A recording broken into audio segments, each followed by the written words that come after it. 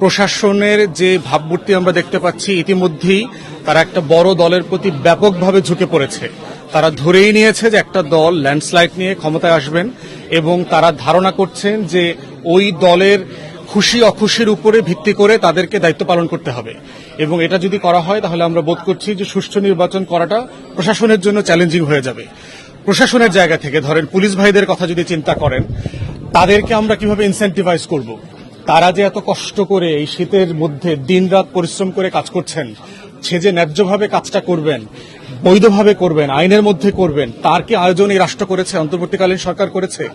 তাকে তারা সারাদিন আমাদের পিছনে যে পরিমাণ ডিউটি করছেন, সময় দিচ্ছেন, এটার জন্য তাদেরকে স্যালারি দেওয়া হচ্ছে, বোনাস দেওয়া হচ্ছে, ভাতা দেওয়া হচ্ছে? সে কি আসলে 8 ঘন্টার মধ্যে তার ডিউটি আছে? একজন পুলিশ সদস্য যদি 12 ঘন্টা, 16 ঘন্টা, 18 ঘন্টা কাজ করেন, আর তাকে যদি আমরা আশা করি সে ন্যায্যভাবে কাজ করবে, ইনসাফের সাথে কাজ করবে, এইটা কাম্য হতে পারে না। তাই আমরা বলছি যে ইলেকশন কমিশনকে এই নির্বাচনকে কেন্দ্র করে আইন শৃঙ্খলা বাহিনীর সদস্যরা যারা কাজ করছেন তাদের সবাইকে ইনসেন্টিভাইজ করা দরকার, বেনিফিট দেওয়া দরকার, বোনাস দেওয়া দরকার, কারণ তারা জীবনের ঝুঁকি নিয়ে এই কাজগুলো করছেন।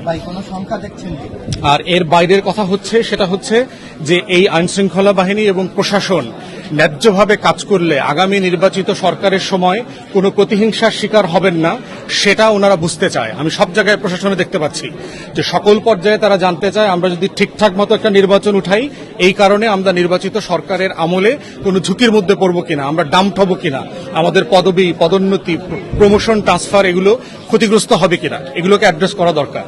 বড় চ্যালেঞ্জ আমাদের কাছে যেটা মনে হয়েছে আইন শৃঙ্খলা।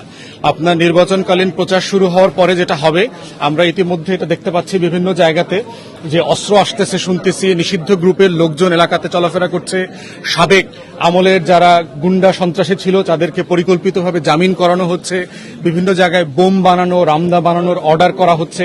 এই খবরগুলো আমাদেরকে আতঙ্কিত করছে। তাই যৌথ বাহিনী যেই ডেভিল হান্ট ফেজ 2 চলছে, এটাকে আরো বেশি কার্যকর করা দরকার। এটাকে যথেষ্ট কার্যকর আমাদের মনে হচ্ছে না, এবং এইটা হচ্ছে নির্বাচন উঠানোর সবচেয়ে বড় চ্যালেঞ্জের জায়গা। তো আমরা নির্বাচনকালীন সরকার, অন্তর্বর্তীকালীন সরকার এবং নির্বাচন কমিশনকে আশা করব যে ভোটার এবং প্রার্থী সবার শতভাগ নিরাপত্তা এনশিওর করা দরকার।